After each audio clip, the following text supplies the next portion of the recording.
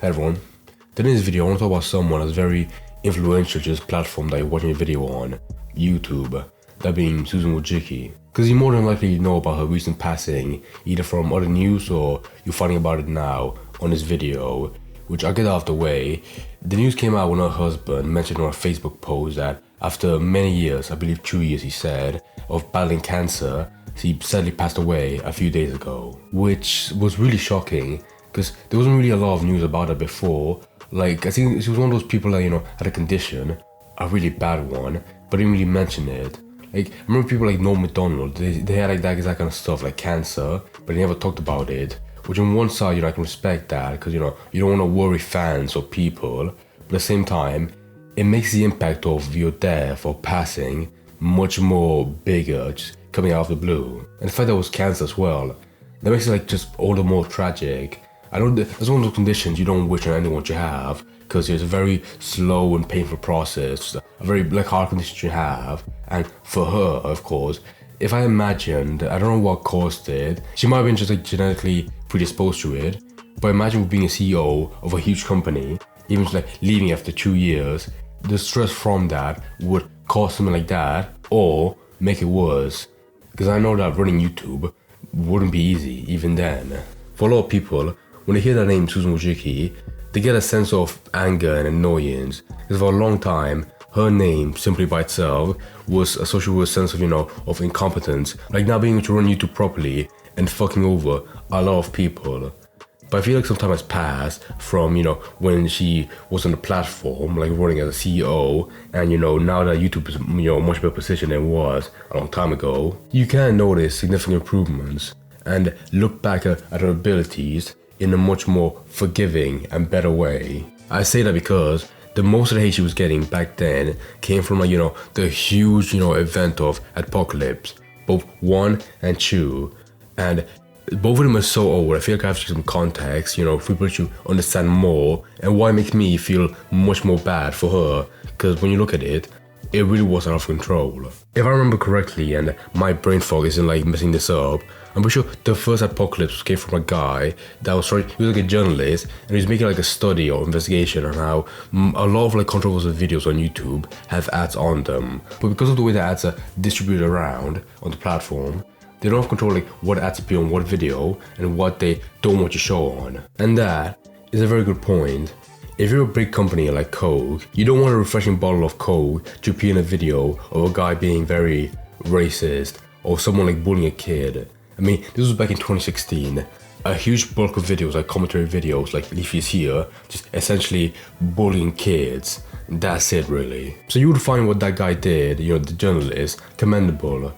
The real issue came is when he took that information of what ads appear on where and what controversial videos had ads on them, and took it to a lot of companies that had ads on YouTube and told them, hey, you'll probably pull out because your ads appearing on stuff that you don't really want to. And they actually did. I don't know the percentage of how many companies pulled out, but it was enough that most big YouTubers with millions of subs, they struggled to make enough money on YouTube compared to the past, where they could reliably, make enough money that, would be enough for them and they would know they could trust on. But then, at Apocalypse, that one I just mentioned, that made it a lot harder to make as much money as they wanted to before. So a lot of people, they had to find other avenues online to make money, like streaming, Patreon, that kind of stuff. Or much worse, just quit YouTube entirely. To a lot of big YouTubers, they didn't because they were big enough to find their avenues I just mentioned. But to a lot of people that were starting out and they had some potential, some hope, they saw how fucked it was on making money, that they're like, wow, I can't do this as a living. I'm gonna have to quit this or make it a part-time thing because I need an actual job that could give me money. And that's fucked. I mean, that was a mess. But if you now have the context of what happened, of the apocalypse, what caused it, imagine being a CEO of a company like YouTube and having all your big advertisers just pull out and being a huge vacuum of money that kept people on the platform and also supported your own company. So like I said, just out of control. What can you really do? Can you write a letter to all the big companies to beg them to come back? No, you can't. And the second apocalypse, if I remember correctly, like I said, it was years ago. It was something to do with PewDiePie or the if you remember, the Elsa and Spider-Man videos, just one connection, and that was the stuff where it was videos for kids, but they had stuff like shitting in a diaper, tying up girls, just very weird stuff that you wouldn't spend in a kid's video. But those channels had millions of subs, like always watching the videos, getting them a shit ton of views. So it was either that or PewDiePie. It was like 2 incidents. One where like he paid like 2 Indian guys to hold up that sign that said "Death to all Jews." He had that. Or the clip of him on PUBG playing it and saying the N-word. It made those 2 incidents maybe that led people to be like, oh wow, YouTube is a very awful platform for racist people. Because at the time, PewDiePie was the biggest guy on there, and if he does stuff like that, and people understand that that was a mistake or just a very poor joke, but to everyone else that doesn't use YouTube or is a big company, they'll see that and believe YouTube is like a cesspit of a platform. So again, YouTube recovered from the first apocalypse, like just years after, and then it happened again, Apocalypse 2. A lot of companies that advertise on YouTube just pulled out. And this was a peak of the time where Susan was getting the most hate, because people were seeing that people had their own livelihoods. If they were making videos on YouTube, making money, they were seeing like Susan as the biggest devil, like the biggest moron that shouldn't be on as a CEO of YouTube. But the more you look at it, for a lot of companies, 2 incidents that big, both apocalypse, that would have led to a lot of like other platforms to just die off. Imagine having your advertisers, your own blood of the company that's like running the servers, keeping it up, just pull out. You would have to be very competent at your job to keep the platform and make people stay and improve it after that, which she did. She stayed around the entire time. She never like stepped out. She stayed the entire time and fixed all the meaner stuff that came together to keep the platform and make people want to stay.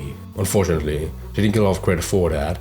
People at the time, like big YouTubers, still saw her as an incompetent imbecile. But I feel like it stands like as a test of her ability and skill to see like how YouTube even now is still up and now like double the size of before, but still pretty big. Which then leads me to my other point of improvements she made or had a major role in making. Number 1, that's true, but number 1 was AdSense. Not just for YouTube, but also like making ads on other platforms that allowed them to make money.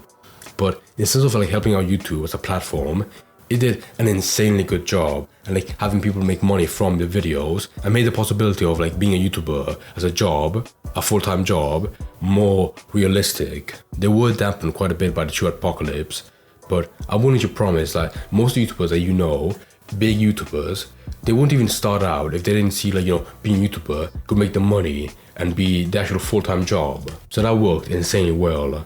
I feel like both YouTube and Twitch, both of them, by having them like be so massive and make people like be able to make money from them, it led to this like new idea of like being online as like a streamer, YouTuber that made it an actual profitable job that you enjoyed. So a lot of people, wanted that from just YouTube or Twitch. And the second improvement she made or helped making was Creator Insider, a channel or a feature on YouTube that helped YouTubers manage the channel and gave tips to make the videos better and get more views. It sounds very simple, almost basic, like an essential part of every other platform. But at the time, that was the kind of like, knowledge and communications that no one else like really did, like any other social media. And it helped YouTubers like have big channels and helped them to understand how to make better videos on YouTube. So those 2 things, AdSense and Creator Insider, like works in conjunction to have more people like make channels, make videos, and have more people come to the platform, which made YouTube massive.